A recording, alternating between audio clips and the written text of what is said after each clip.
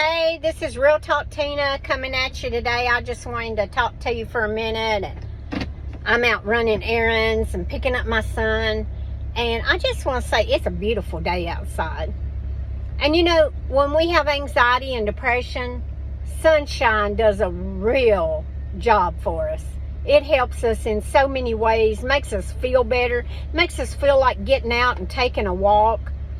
And you know, even when you're depressed, and you don't feel like doing a whole lot, when it's sunny like it is today and you can see the sunshine out, it is so awesome. It just makes you feel better, it makes you feel like doing something.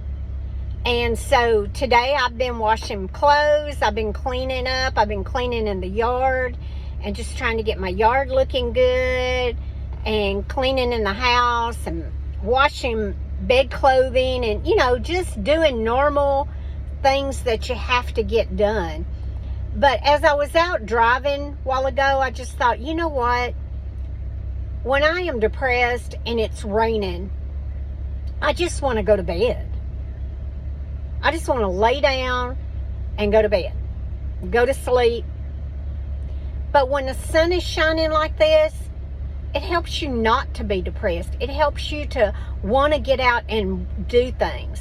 And sometimes when we're depressed, even when the sun is shining, we have to just get out and take a walk and do some things, even when we don't want to. I know I've been, you know, I've had depression to the point where that I just laid in bed and I didn't want to get up. But you know what? I made myself get up out of that bed. I made myself go do things. And that's what you have to do. You have to get up out of that bed. Stop laying there. Stop laying there just scrolling through the phone. Woe is me. And listen, I'm not telling you anything I ain't lived, because I've lived through this. I've went through it. And it is the most depressing, awful thing to go through. My kids were little the first time I ever went through depression. And it was horrible.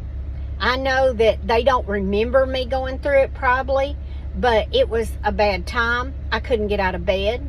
I couldn't cook dinner. I couldn't do anything. And I know that my husband, he hung with me during that time. I mean, I was bad. When you can't even cook dinner and he's out working all day and he comes home and there's no dinner cooked and he has to cook for himself and the kids, that is not a good day for him. But you know what? I come to that point where, you know, I said, I got to do something. I went and talked to my mom about it, and I said, hey, you know, I got to have some help. This depression is like whooping my butt bad.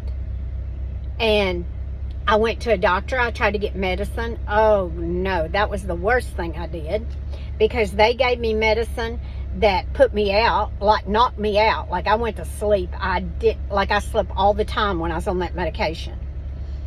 But what helped me more than anything was one day I called my mom and I said, look, this depression is so bad, I don't even know if I can raise these kids. And you know, when you get to feeling that bad, something got to change, right? That you can't even take care of your kids. My mom came over that day and she laid hands on me and she prayed one more prayer. I didn't even know she had that kind of prayer in her. No, I'm just kidding. I did know. And she prayed over me and prayed over me and prayed over me. And when I got up from there, I was better. I knew that I could put one foot in front of the other and do something. And that's what I started doing. I started taking baby steps. And when I'd be in the house and let's just say I was maybe folding clothes, because I was a stay-home mom at that time. And have you ever felt like the whole house is just coming in at you, like it's just closing up around you? Well, that's how I felt that day. It was just closing up around me. And I thought, man, I can't take this. So I got the kids and I went outside and I sit down by the creek, and that creek running was just so peaceful. And the kids were playing in the water and throwing rocks in and all that kind of stuff, and I just sit there. And a few days later, it happened again. Same thing. I was trying to cook dinner, and depression just hit me, and it felt like it was going to overtake me in that little house. I just stopped everything. I got the kids. I went outside, and I got my fishing pole. I put some bread on it, and I sit there and caught little sunfish for about an hour while they played in the water. And when I got done, my husband came home while I was sitting there on the bridge fishing, and he's like, "What are you doing?" And I said, "I'm fishing." And I would catch them and throw them back, catch them and throw them back. But you know what? That helped me. And I know that's a silly example, but it doesn't matter because that's what helped. And I just began to do things like that and take the kids outside and do things. And I'd try to get my stuff done in the morning because it would hit me about the time my husband was coming home. Why, I don't know, it would hit me at that time. But I would always try to have everything done by then. Even putting food in the crock pot to have food when he got home. Because he worked hard. He worked 10-hour days at that time. And I wanted him to be able to come home and have a meal. And when you're depressed, you don't feel like cooking. You don't feel like cleaning. You don't feel like doing much of anything. And you don't. And there were many days that I laid in the bed without getting up out of the bed and doing anything. But I've learned that if you trust in God and you call upon Him, He will help you. And from that day forward, when I'd get so bad that I didn't think I could handle it, I'd call my little old mom.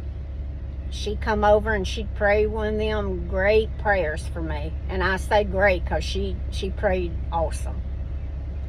And she'd pray for me, and God would come down and meet us where we were at. And I'd get better. And, you know, you learn how to deal when you feel, because you can feel depression coming on you. It's one of those things you can hear it coming.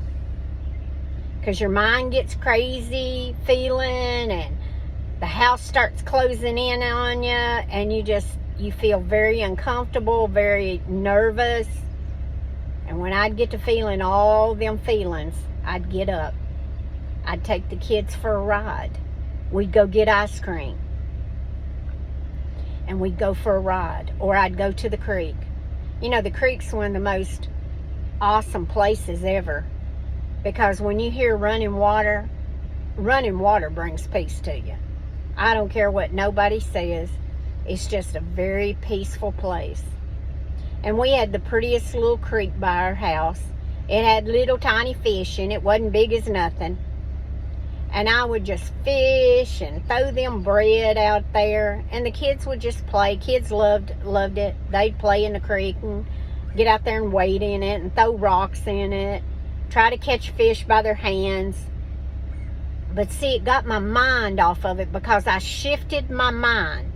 When I would feel that thing coming after me or on me, I would shift my mind into doing something else. I would get up, get the kids, and go outside and do something different. Whether it be go to the creek or go for a ride.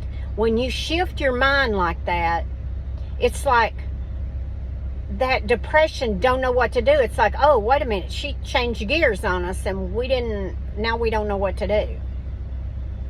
And sometimes that's what you need to do. You need to change gears.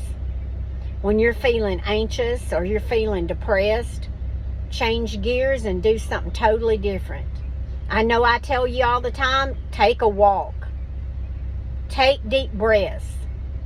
Do something different. Do something that makes you happy. Something that's fun. Even if it wasn't anything big except fishing off that little old tiny bridge with those little tiny fish. I didn't have to go anywhere. I was right there at home, taking care of my kids, dinner cooking, and me getting better before my husband arrived home. He put up with a lot, in my young age with depression, because it wore me and him both slick. Mainly me, making him depressed. But you know what? God got us through it, because I had a praying mama, I had a praying granny, and I knew I could rely on them. And you know, you need that too. You need a team of people around you that when you feel like you can't go any further and you can't do anything else, you're going to make it. You're going to make it out of it. You're going to do something different. And God's going to be there with you to do that. If you ask Him, He'll be right there with you. He'll be right there to help you get through that space you feel like you can't get through. This is Real Talk Tina.